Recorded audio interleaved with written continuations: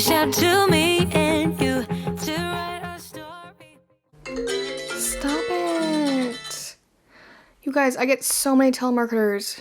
Why did I sign up for some stupid TikTok thing? You are so naturally pretty. Thank you. I just read a comment. Anyways, so you want to know more about vendor shows and craft fairs, and I'm here to give you some of the beginner tips and tricks, and then a little bit of encouragement at the end. I have a couple pieces here that I'm just going to go over from your suggestions, but I also made a post that I want to see if there's any comments. So this is going to be a part 1. I had a couple suggestions under the video. Also, hello you guys, welcome back to my channel. Make sure you subscribe, stay around, like, comment. I really want to get to know you guys and make it more consistent that I'm on, and that really does help me when I get to engage and chat with you guys and know that I'm bringing value to you. So please be sure to stick around and just say hi or just ask a question. I would love to help you and just maybe give my 2 cents on how I feel, because obviously everything is subjective, especially in business world. Everyone just has their own story. So I was asked by Lucky Breath. I don't know anything about vendor shows or pop-ups. Can you make a video on how to start? Do you need all your own supplies such as tables, etc.? Do you accept cash only, or how do your customers make payments? Thank you. And first of all, thanks for asking. I really love to know what you guys like. I don't know how much you guys know, and I would love to know how, I guess, beginner, because I'm still beginning, you guys. Like, I am a beginner. I never want you to feel like I don't think you guys know anything, so please ask questions, and I will love to help you better. And so this is a great first segue into getting started on YouTube here again. And then I have another video here about kind of like if you're in the apparel business. I'll just kind of give you a little rundown. Hey, I found you through Brenna's channel. Just watch your podcast. Please film a video on how many crew necks to order to begin with. And also, I'm struggling with what to put on my shirt. What's selling? Do I just design anything and go for it? Or do I design what's trending? Mary. So that'll be in the next video. So today I'm going to work on Lucky Breath's comment. This is how you get started. So what I would do is, even on like your personal page, or if you know of vendor shows, craft fairs, anything with a craft fair, anything that's looking for vendors, inquire about it. Just even small town, you guys, please don't discount small town events. They're always hit or miss. I either have really bummer ones, or I've had the best ones. Okay, so never discount small town. I have done big city ones, and I have done small town ones, and I've done really small town ones where maybe it's free, maybe it's only $15 per booth size. And typically a booth size, you guys, is what I would 10 by 10, or sometimes 8 feet by 10 feet. So it truly does depend. But they can be spendy. I know when I was in the big city, they are like $250 for one spot. And I'm at the size now where I would need at least 2 sizes or 2 spots, which is also called a booth. Definitely. Could you try again? I'm not talking to you. You know, ask in your Facebook group, ask on your page. Hey, if you guys hear of any shows coming up, or if you know of any, please send them to me so I can inquire about them. People will do it. I know when I first asked, I was getting sent and commented and all the things, and I just couldn't even make them to all of them because they were so and so happening on all these same dates. People will help you out if you ask for it. That is one great way to find and discover the vendor shows. Also, I know that Facebook has like Facebook groups. So there should be like in your area, like I think there's Minnesota vendor fairs, or North Dakota vendor fairs, or the eastern side of North Dakota vendor shows, or you know what I mean? So just kind of look up your area and just get into any of them that you can. And be careful of false ones. You know all the things about scammers. They're everywhere. Don't just go ahead and pay them. Make sure it's actually legit. You know, typically the ones I've been in, I've heard before. They're either local and I just know and I can trust them, or like, for example, there's a one called The Big One around my area. I know that's been going on. I've heard about it. I've heard people talk about it. I've heard reviews from it. Just be sure that they seem like a legit vendor. So the second part of this question was, do you need all your own supplies such as tables, etc.? So no, you don't. So honestly, typically you can rent tables like electricity, Wi-Fi. I would highly recommend just having your own though. I do have my own. I don't know, to me it just seems like an added cost eventually that you could just have your own then if you have the space for it. And maybe you can use it as part of your work area too. I know I have one of them in my shop as my shipping station. So I definitely have them as multi-purpose, but I would highly recommend just maybe having them if you are able to, just because it will add up if they charge you every time. Some smaller town ones, I know I have had them just for me ready to go, so then I just use theirs. So it truly does depend on the show. And usually when you sign up for a show, they're going to have term sheets. They're going to be like, okay, so do you want a table at this cost? Do you want electricity at this cost? Do you want Wi-Fi at this cost? And not every show is going to have even those options. But just know that there are going to be options for you. So truly, there's really almost no excuse to try this out because it is so exciting and it's so good for your business. I truly do believe that. Yes, if you need supplies though, it's there for you typically, from my experience. Otherwise, like especially like outdoor shows, I haven't really seen that yet, but I haven't also done a whole bunch of outdoor shows, and I use my trailer and I have my own supplies, and I have tents now that I haven't used yet, but I'll be using those. So it's just kind of nice to have my own setup and not stress about it. And it's not something you maybe can do all at one time. Like I'm just adding in tents now. I did kind of jump on the trailer wagon. Wow.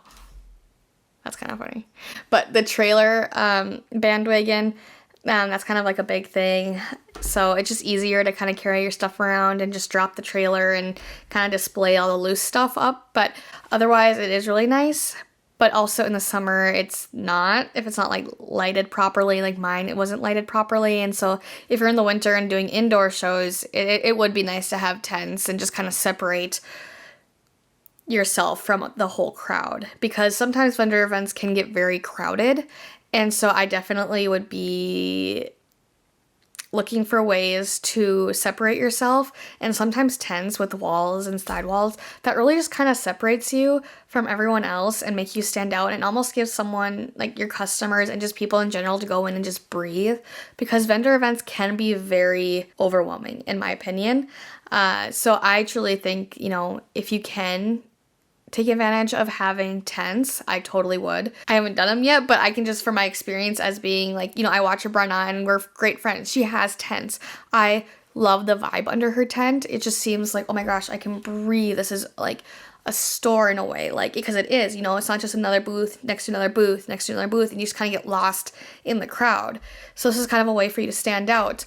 A tip that I would suggest is, if you are able to, don't let this limit you and stop you, but try and get an end table or a wall table booth area, because that's kind of where people are going to walk. They're usually doing the outskirts of the show, and then they're typically seeing the ends kind of in the middle. It's always kind of hit or miss, and that's what I did when I did the big one. I was cancellation, so I just kind of stepped in when they had someone cancel, and I wasn't prepared at all. It was only one spot, so it was just crowded.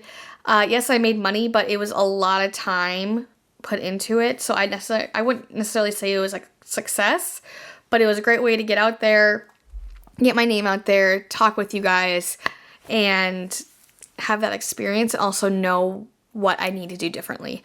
So I would highly suggest, if you are able to, maybe chat with who's putting on the vendor show and see, hey, do you have a spot for me to go on the ends or along the wall?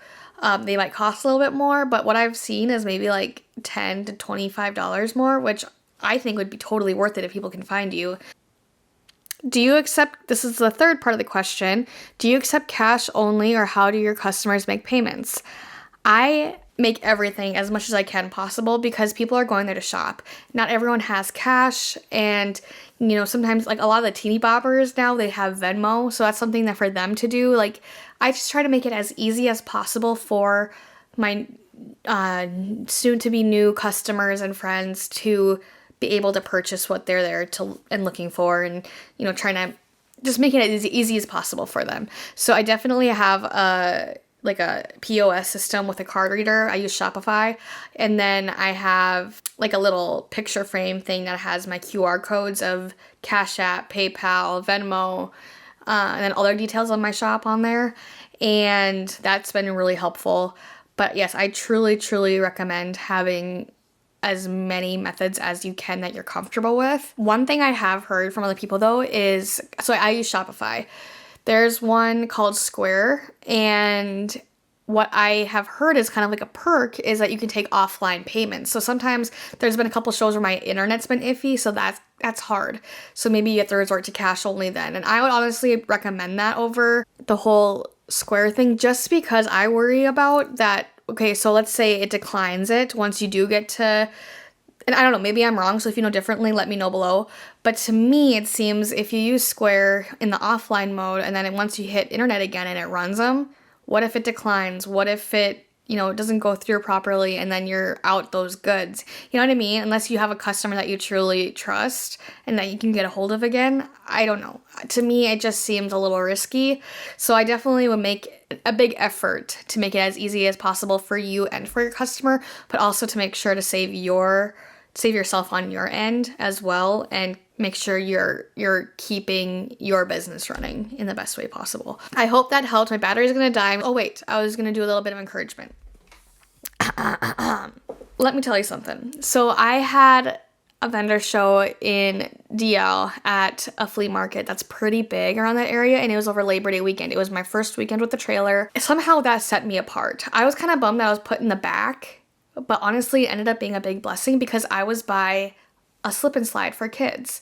And so think about that. Kids typically have mothers running around with them. Well, what are they gonna do? They're watching their kids, but they're also like, oh, there's a shop here with a little rack outside that they can keep an eye on their kid, but also shop. That ended up being so huge. And you guys, I love that show. That's one of my favorite shows to talk about because there was a line leaving my trailer to check out, and they were all joking. They were all so excited to have their goods, and we were just having so much fun. Like, oh my gosh, that was the biggest. Like, I have goosebumps. It was so fun. When you hit the jackpot on a show, it really just gives me that high of like why I'm doing this again. I love it so much. I totally recommend it. I know there's gonna be bummer shows. You live and you learn, trial and error. But when you hit that jackpot, I promise you, it is the best feeling. It is so worth it. That was one of the best weekends I've ever had. And it was the first weekend with my trailer, and it just set the tone. That was in September, Labor Day weekend. That was the best month I've had in my whole year so far being a business owner and running this business. And I miss it so much. And I just cannot wait for all these shows to get up and going again. So I'm excited to use my tents. I think I can really help separate everything from the crowd. I think just be you, make it unique, and really make a point to make it unique for your customers and draw your customers in and build that friendship and not just a sale.